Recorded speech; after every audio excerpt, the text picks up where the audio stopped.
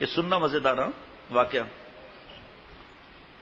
فرمایا کہ حضرت سعدی شیرازی رحمۃ اللہ علیہ فرماتے ہیں سفر کے دوران ایک تاجر کے گھر رات گزارنے کے لیے قیام کیا.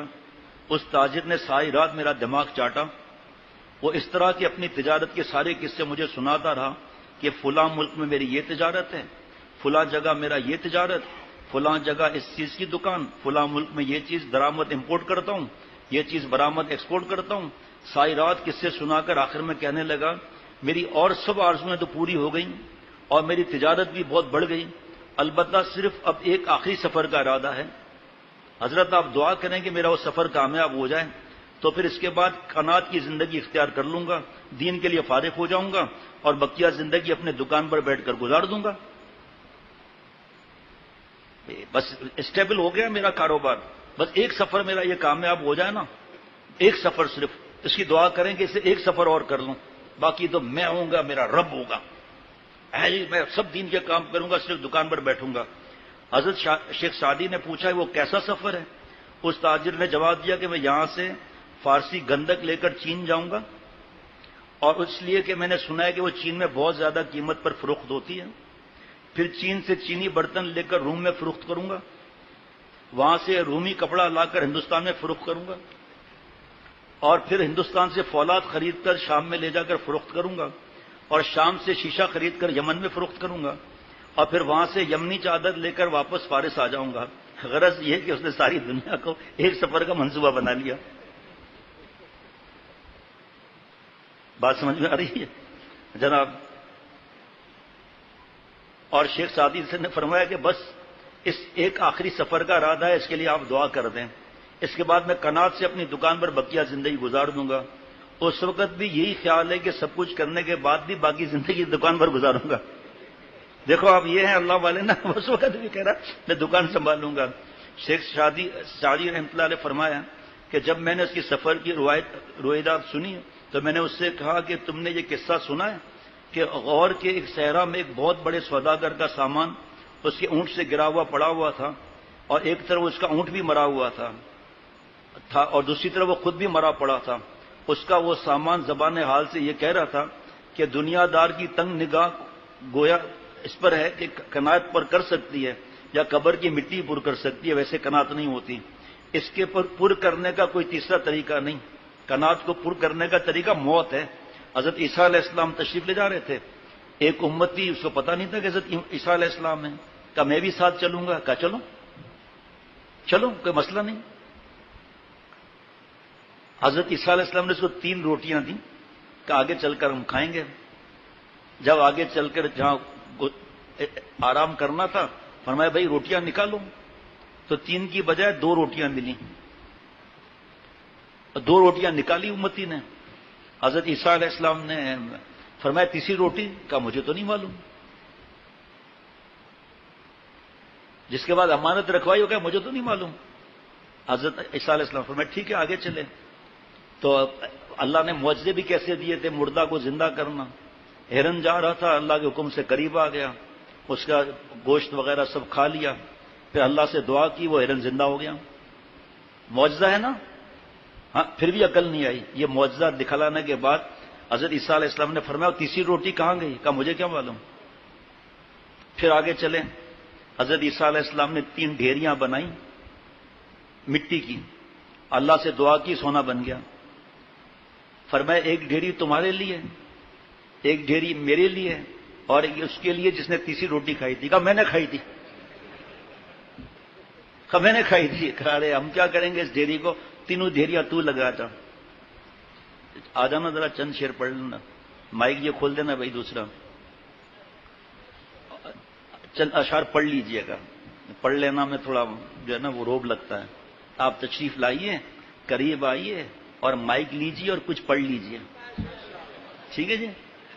پہلے والے میں اچھا ہے، مزہ ہے ماشاءاللہ. جناب وہ اس نے 3 ڈھیریاں 2 اٹھا لی، تیسری اٹھائے تو پہلی گر جائے. سونے کی ڈھیری 3 قبضے میں ہی نہ آئے.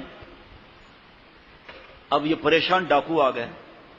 کہا چلو ادھر تو ہمارے والے. کا بھائی یہ جھوٹ ووٹ بول کر تو یہ 3 ڈھیریاں سونے کی ملی ہیں، یہ تو زیادتی آپ کر رہے ہیں کہ آپ لے رہے ہیں، منت کر رہے ہیں. کہا اچھا ٹھیک ہے. کھانا کھا کر پھر فیصلہ کرتے ہیں کہ اس کی تقسیم کیسے ہوگی ڈاکو ہونے کا. اسی سے کہا چل بے جا کے کھانا لے آ. یہ کھانا یہ سب اس پر ہو رہا ہے. سود، رشوت، ملاوٹ، زکوٰۃ نہ دینا، صدقات نہ دینا، ماں باپ کی وراثت نہ دینا، بیوہ کو تکلیف دینا، بھائی بہنوں کو تکلیف دینا، بھائی کا انتقال ہو گیا، بچے یتیم ہو گئے، یتیم کا مال کھانا، حرام کھانا، رشوت لینا، سود لینا، پیٹ پھر بھی نہیں بھرتا، دھوکہ، ملاوٹ، وزن میں ڈنڈی، اس سب کو ایک ساتھ سمجھ لیجئے گا. یہ سونے کی ڈھیریاں وہی سمجھ لیں آپ. اب جب یہ ہوا کہ جاؤ تو کھانا لے کر آؤ، یہ کھانا لینے گیا، کھانا ٹھاٹ سے کھایا اور اس کھانے میں زہر ملا دیا. یہ مر جائیں گے، ساری ڈیریاں میری ہو جائیں گی، ہے جی. جب یہ وہاں پہنچا تو انہوں نے پلاننگ کی ہوئی تھی اس کو قتل کر دو، تو پھر سارے سونا ہمارا ہو جائے گا. یہ وہاں پہنچا، قتل کر دیا اس کو، لاش وہیں گر رہی ہے، یہ کھانے میں ٹوٹ پڑے. تھوڑی دیر کے بعد یہ بھی مر گئے. تینوں ڈھیریاں وہاں موجود اور ان کی لاشیں وہاں موجود. دنیا کسی کو نہیں ملی. فرعون کو ملی، قارون کو ملی، شداد کو ملی، جو ملک کو لوٹ لوٹ کر خربوں خربوں ڈالر جمع کر رہے ہیں، تڑپ رہے ہیں، کینسر کے اندر نیند نہیں آ رہی. اور پھر مال وارثوں کے حوالے ہو جائے گا، وہ پورے ورلڈ ٹور لگا کر بدماشیاں کریں گے. وہ الگ یو کے میں پتہ نہیں کہاں کہاں ذاتی ولا، ذاتی گھر بڑا، ملک کو کھوکھلا کر دیا. سکون نہیں ملے گا. ایک اللہ والے صاحب کشف تھے، تو ایک صاحب کو محسوس ہوا کہ کوئی چیز پیر میں چبھی ہوئی ہے، تو انہوں نے منت مانی کہ اگر یہ خون نہیں نکلا ہوگا تو پھر میں جو ہے اس کے وزن کے برابر چاندی یا جو بھی ہے وہ خیرات کر دوں گا. جب نماز ختم کی نفل تو دیکھا خون نہیں نکلا تھا، تو اس نے ترازو میں وہ ہڈی رکھی چھوٹی سی، اور جو رکھتا جائے ہڈی ہلے ہی نہیں. سارا سونا رکھ دیا، ہلے ہی نہیں. اس اللہ والے کے پاس گئے، صاحب کشف کے پاس. انہوں نے کہا ہٹاؤ سب چیزیں یہاں سے. یہ کہاں ہے وہ ہڈی؟ رکھو اس میں. مٹی لے کے رکھی، دونوں ترازو برابر ہو گئے پلڑے. کہا یہ کسی انسان کی مٹی ہے، اس کا پیٹ قبر بھرے گی، باقی اس کا پیٹ نہیں بھرے گا. جائز بھی اتنا نہیں ہے کہ اللہ کو بھلا دیں جناب، جائز بھی اتنا نیچے جائے کہ حرام حرام حرام حرام. اب وہ لاشیں وہاں ہیں اور تینوں ڈھیریاں وہاں ہیں. اس پر کوئی اشعار نہیں ہوئے تھے. ایک حضرت مجذوب رحمۃ اللہ علیہ کے زیادہ اشعار ہیں اس بارے میں، چند اشعار ہم سن لیتے ہیں. جگہ جی لگانے کی دنیا نہیں ہے، جگہ جی لگانے کی دنیا نہیں ہے، یہ عبرت کی جا ہے تماشا نہیں ہے، جگہ جی لگانے کی دنیا نہیں ہے، جہاں میں عبرت کے ہر سو نمونے، مگر تجھ کو اندھا کیا رنگ بولے، کبھی غور سے بھی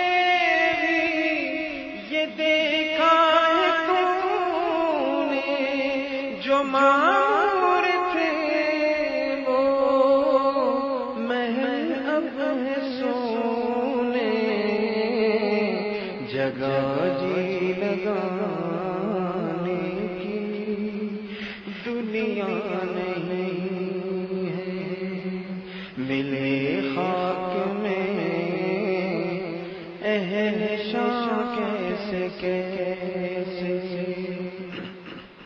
مکی ہو گئے لا مکان کیسے کیسے، ہوئے نامور بے نشان کیسے کیسے، زمین کھا گئی آسماں کیسے کیسے، جگہ جی لگانے کی دنیا نہیں ہے، اجل نے نہ کس راہی چھوڑا نہ دارا،